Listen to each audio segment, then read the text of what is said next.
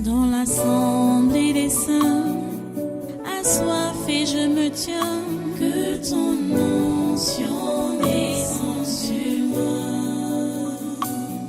Conscient que mon destin est dans le creux de ta main, que ton onction descende sur moi. Je suis disposé, assoiffé, que ton onction descende sur moi. Je suis disposé, assoiffé,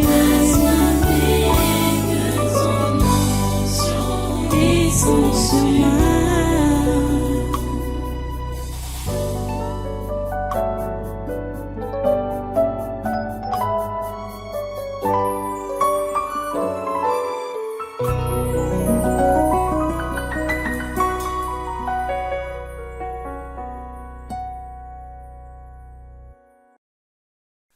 Alléluia.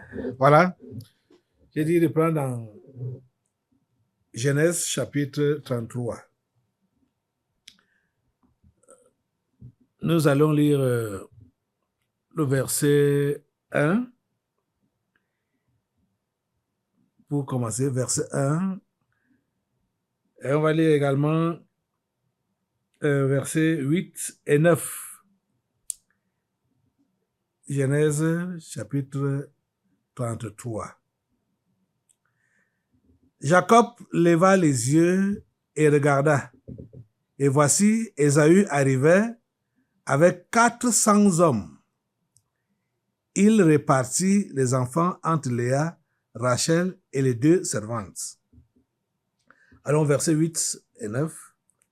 Verset 8. Ésaü dit, à quoi destines-tu tout ce camp que j'ai rencontré?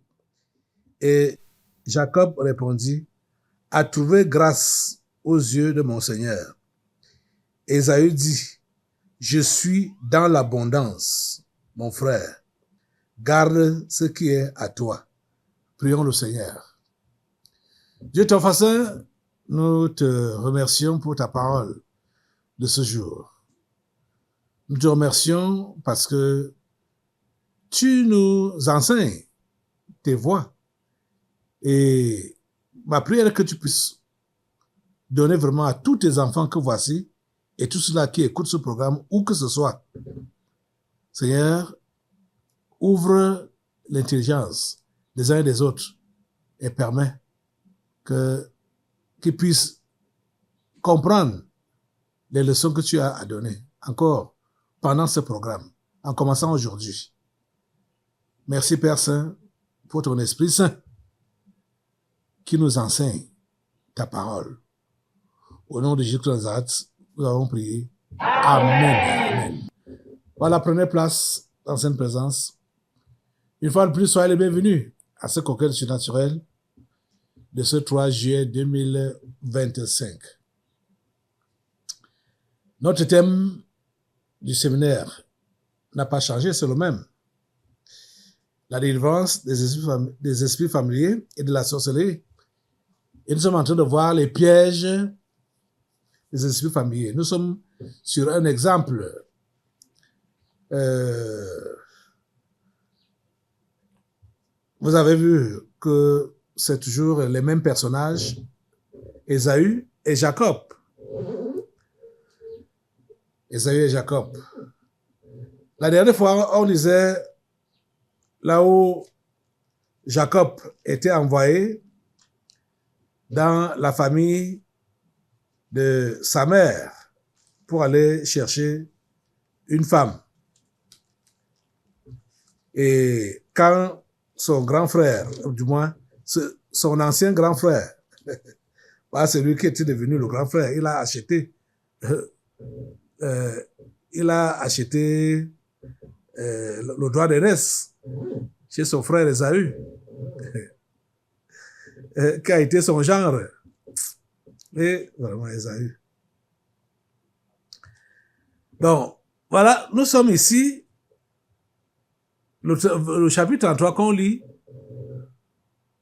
c'est 20 ans sont déjà passés. Hein. au chapitre 33, là, 20 ans sont déjà passés. Vous savez qu'en 20 ans, beaucoup de choses peuvent changer. Dans tous les sens, hein. En 20 ans, beaucoup de choses peuvent changer dans tous les sens. Et beaucoup de choses avaient changé. Vous savez pourquoi il avait fui ou pourquoi il avait voyagé? On ne parle pas de la fuite. Il avait voyagé pour aller dans la famille de sa mère. Vous savez pourquoi il avait voyagé? Il avait voyagé non seulement parce qu'il ne fallait pas qu'il épouse. Je parle de Jacob, hein? Je parle de Jacob, bien sûr. Il a voyagé non seulement parce que il fallait pas qu'il épouse les filles de Canaan, mais c'était aussi pour fuir la mort. Parce que Ésaü avait déjà décidé de le tuer. Quand il a vu qu'à 2 reprises, Jacob a été plus malin, il a décidé de le tuer. Cela est parvenu aux oreilles de la mère de Jacob, qui a dit, je ne veux pas perdre mes 2 enfants en un seul jour. Pourtant, on voit que c'est Ésaü qui voulait tuer Jacob. Donc, si Ésaü tuait Jacob, c'est Jacob seul qui allait mourir. Mais la mère dit que je ne peux pas vous perdre en un seul jour. Pour nous faire comprendre quoi? Que Ésaü était déjà mort. Ésaü était déjà mort. Pourquoi est-ce que Ésaü était déjà considéré comme mort? Parce que Ésaü était profane. Ésaü ne comprenait pas les choses de Dieu, ne comprenait pas les voies de Dieu. Ésaü était profane. Il n'avait rien à faire avec les choses de Dieu. Et il s'est allié rapidement aux païens. Lui, il écoutait seulement les païens. Sa compagnie était dehors. C'était les gens du dehors qui étaient ses compagnons. Les gens du dehors. Vous voyez, les amis, quand on peut comparer la vie de Ésaü et de son frère Jacob, d'emblée, on peut voir que Ésaü a vite prospéré. Oui, c'est comme ça qu'on va voir. Qu'Ésaü a vite... Puisque déjà, à 40 ans, les deux avaient 40 ans. Rappelez-vous que les deux étaient jumeaux. Ésaü s'est marié alors que Jacob n'était pas encore marié. Ésaü avait déjà, quand son frère Jacob voyage là, Ésaü avait déjà 3 femmes. On ne sait pas combien d'enfants il avait. Mais il a eu des enfants. Hein. Regardez que Jacob voyage donc pour aller à Padan Aram, dans le village de sa mère, pour aller chercher à trouver une femme.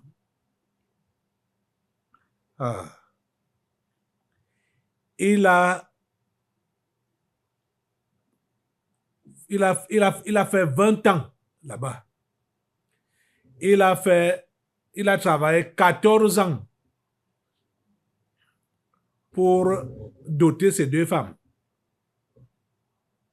Et il a travaillé 6 ans pour le bétail de son beau-père. Le voilà qui rentre. Il avait déjà 2 camps. Il y a 2 camps quand il est rentré. Déjà même, il faut que je vous lise un peu. ce que euh, ce que Jacob lui a donné. Jacob lui a envoyé beaucoup de... bon, c'était beaucoup de cadeaux, hein. C'est-à-dire beaucoup de brebis, beaucoup de... Attends, je vais voir. Ok, on part au chapitre 32. C'est dans ce lieu, chapitre 32, verset 13. C'est dans ce lieu-là que Jacob passa la nuit. Il prit de ce qu'il avait sous la main pour faire un présent à Ésaü, son frère. 200 chèvres et 20 boucs, 200 brebis et 20 béliers, 30 femelles de chameaux avec leurs petits qu'elles allaitaient, 40 vaches et 10 taureaux, 20 ânesses et 10 ânes. Il les remit à ses serviteurs, troupeau par troupeau, séparément, et il dit à ses serviteurs, passez devant moi et mettez un intervalle entre chaque troupeau. Il donna cet ordre au premier. Quand Ésaü, mon frère, te rencontrera et te demandera, à qui es-tu? Où vas-tu? Et à qui appartient ce troupeau devant toi? Tu répondras, à ton serviteur Jacob. C'est un présent envoyé à mon seigneur Ésaü. Et voici, il vient lui-même derrière nous.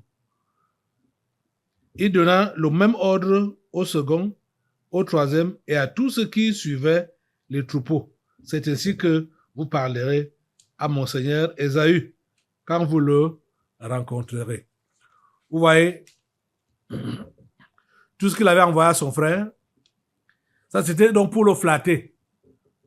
Parce que comme il devait déjà rentrer et il ne voulait pas que son frère se venge, il lui a d'abord donné, il lui a donc fait des cadeaux. Il lui a envoyé des chèvres, hein, des moutons, des bœufs, des chameaux, comme vous avez suivi là. Beaucoup, hein. C'était pas, ça dit beaucoup. 200 chèvres, 20 boucs,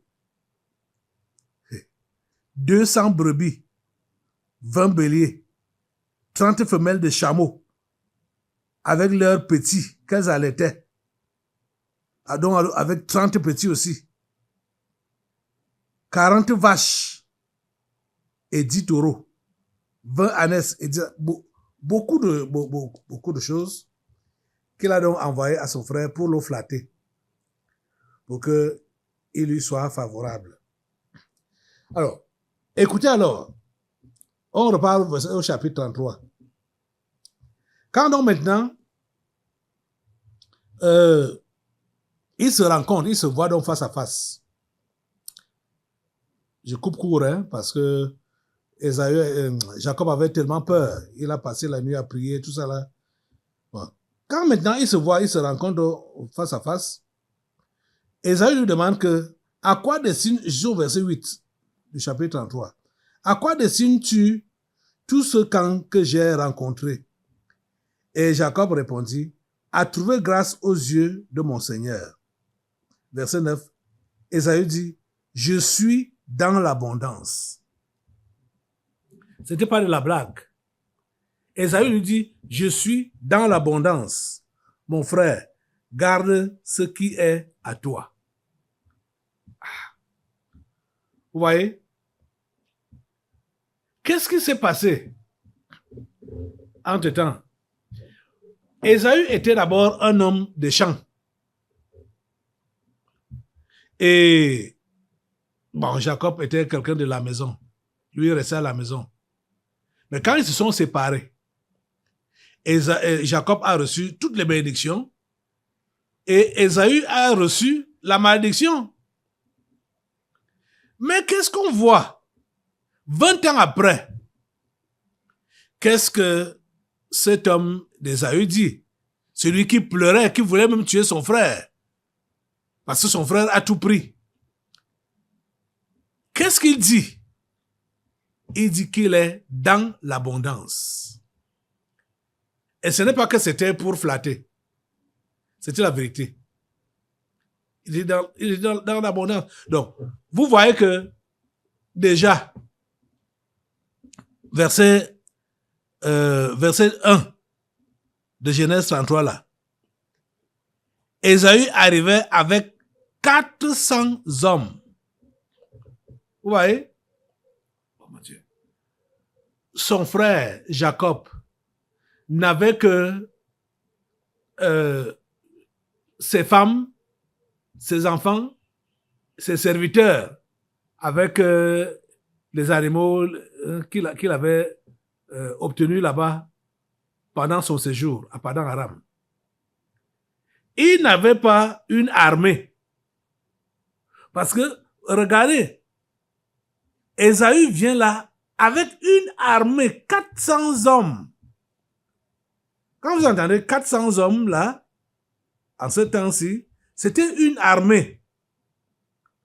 Donc, Ésaü était déjà un chef, un roi. Comprenez? Ce n'est pas n'importe qui marche avec une délégation de 400 personnes. 400 hommes. Ce n'est pas n'importe qui. Donc, Ésaü s'était déjà imposé. Vous voyez ça? Socialement parlant. Et il a commencé ça très tôt. Il a commencé ça très tôt. Bon, on peut dire, bon, à 40 ans, très tôt. Par rapport à son frère. Avec beaucoup de femmes, déjà. Et voilà, le voilà maintenant, avec toute une armée de 400 hommes. Une armée de 400 hommes. Vous voyez ça? C'était pas un petit. On peut voir que c'était pas un petit. Mais, comme vous connaissez l'histoire, depuis 2 séminaires aujourd'hui, qui était Ésaü? Ésaü, qu'est-ce qui pesait sur lui normalement? C'est la malédiction qui pesait sur lui. Vous voyez? C'est la malédiction qui pesait sur lui. Mais quand on le voit dans son activité, comme en temps normal, on peut dire en temps normal, on voit que il s'impose dans la société. Il s'impose dans la société. Les pièges des exercices familiers, c'est ça qu'on est en train de voir.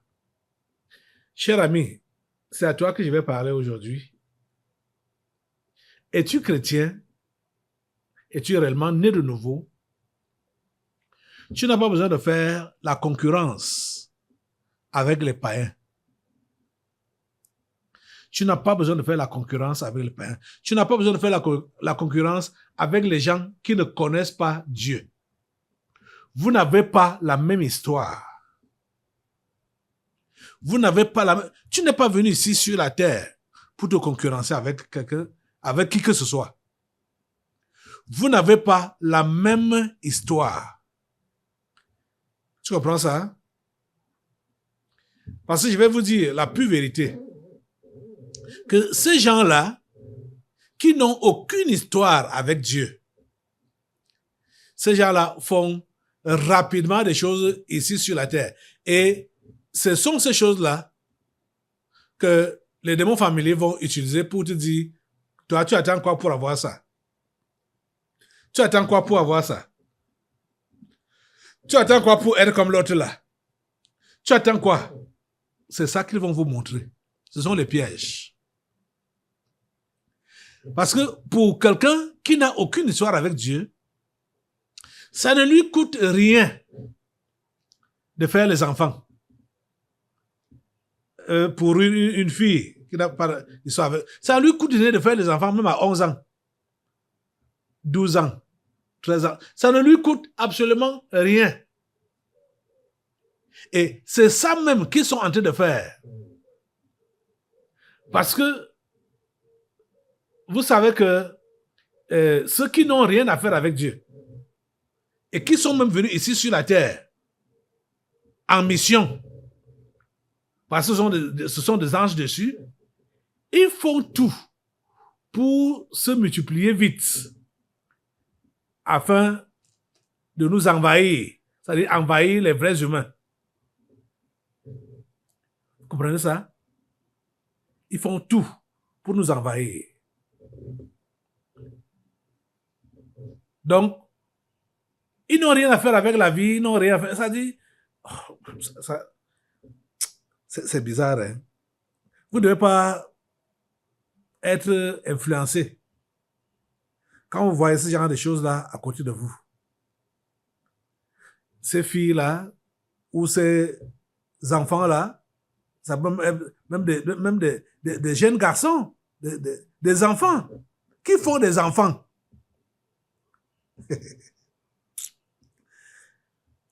Ça ne doit pas vous influencer. Vous autres qui êtes chrétiens. Parce que pour quelqu'un qui a un programme avec Dieu, il va au rythme que Dieu lui impose. Il ne va pas au rythme qu'il voit à gauche ou à droite. Il ne va pas imiter les anges déchus qui l'entourent ou qui sont dans la société. Chez eux, ça va très vite. Regardez Ésaü. Rapidement, le monsieur est déjà roi. Il marche avec une délégation de 400 hommes. 400 hommes. Pour faire quoi avec ça? Vous voyez que son frère se voyait malheureux. Jacob. Parce que avant d'arriver au chapitre 33 là, il avait eu la nouvelle que voilà ton frère qui vient te rencontrer avec 400 hommes. Jacob a tremblé de tout son être. Jacob a tremblé jusqu'à ce qu'il a passé une nuit de prière pour demander à Dieu que s'il te plaît, que cet homme ne vienne pas m'écraser. Le voilà qui vient, il va me finir seulement. Même il a pris des dispositions. Il a séparé son camp en deux. Pour que si Ésaü attaque un premier camp, l'autre camp peut s'échapper. Jacob avait peur, il tremblait de tout son être. Tchè, mon frère, il va me finir. 400 hommes, je suis fini. Je suis fini. Vous voyez, ces histoires, ça arrive comme ça. Pour que nous autres, qui sommes informés, nous puissions être affermis à l'avance. Nous puissions nous positionner à l'avance. Donc, pour ne pas paniquer, comme Jacob a paniqué. Vous voyez? Jacob a paniqué. Mais je sais que plusieurs parmi vous là, vous avez paniqué, vous paniquez souvent quand vous rencontrez vos anciens camarades. Hein? Vous les voyez, ils ont un certain niveau de vie élevé. Vous paniquez. Vous paniquez. Jacob a paniqué quand il a appris que voilà son frère, même ventre, ils sont même les mêmes jours, qui viennent déjà avec une armée de 400 hommes. Alors que lui, il n'était que lui seul. Et quelque chose s'était même encore passé, c'est que quand il a passé la nuit, il a appris l'arrivée de son frère là, il a passé la nuit quelque part, il a bagarré avec quelqu'un cette nuit-là, c'était Dieu. Et la personne lui a cassé la hanche. Donc déjà même physiquement, il était handicapé. Il venait juste d'être handicapé physiquement. Vous voyez? Et voilà son frère qui vient avec 400 hommes. Le gars a paniqué complètement. Pourquoi tu vas te déranger quand tu vois que les gens de ton âge sont déjà mariés, ont déjà construit, sont élevés dans la société? Pourquoi ça va te déranger? Ces gens-là sont qui? Quelle est leur relation avec Dieu? Quelle est leur relation avec Dieu? Ils sont donc qui? Pourquoi tu vas perdre ta paix? À cause de ce que tu as appris là, à cause de leur positionnement. Pourquoi tu vas perdre ta paix? Entre nous, pourquoi tu vas perdre ta paix? Quand tu estimes que tel te dépasse, pourquoi tu vas perdre ta paix? Je te parle en tant qu'enfant de Dieu. Tu es enfant de Dieu. Pourquoi, franchement, tu vas perdre ta paix? Pourquoi tu vas perdre ta tranquillité?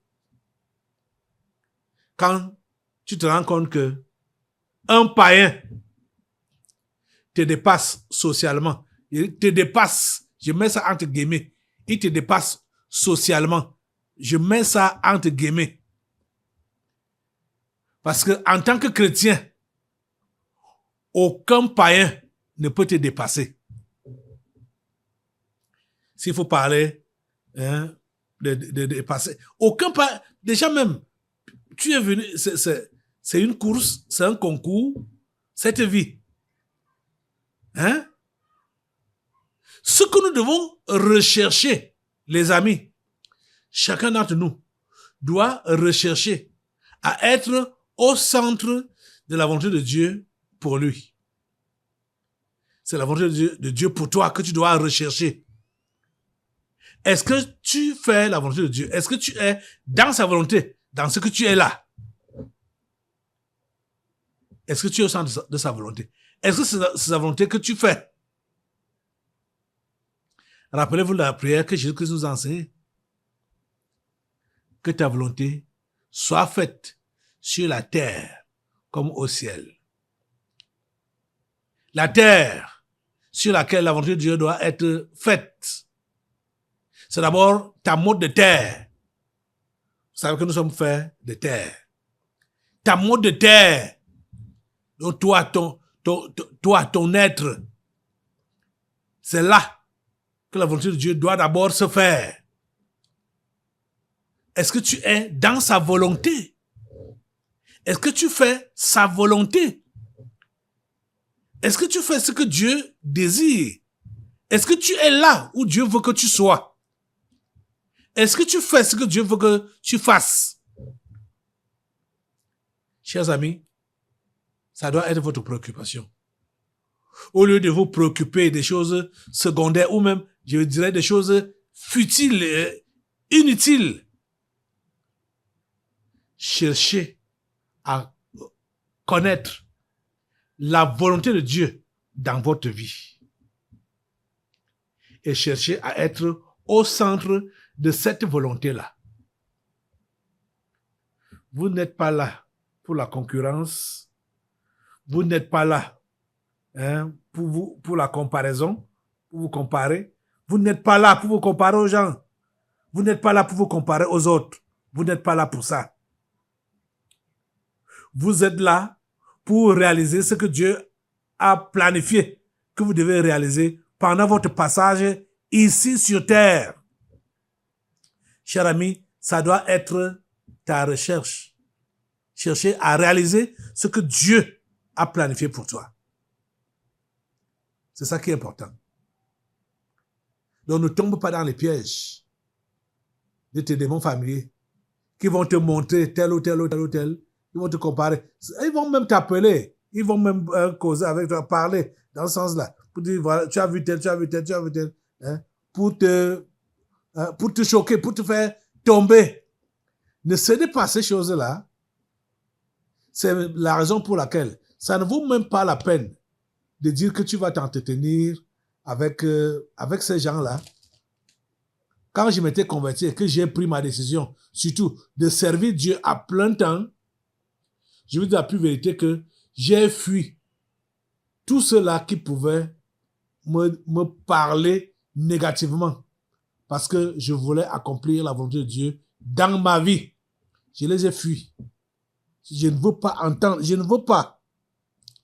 quoi que ce soit. Vous êtes en train de comprendre?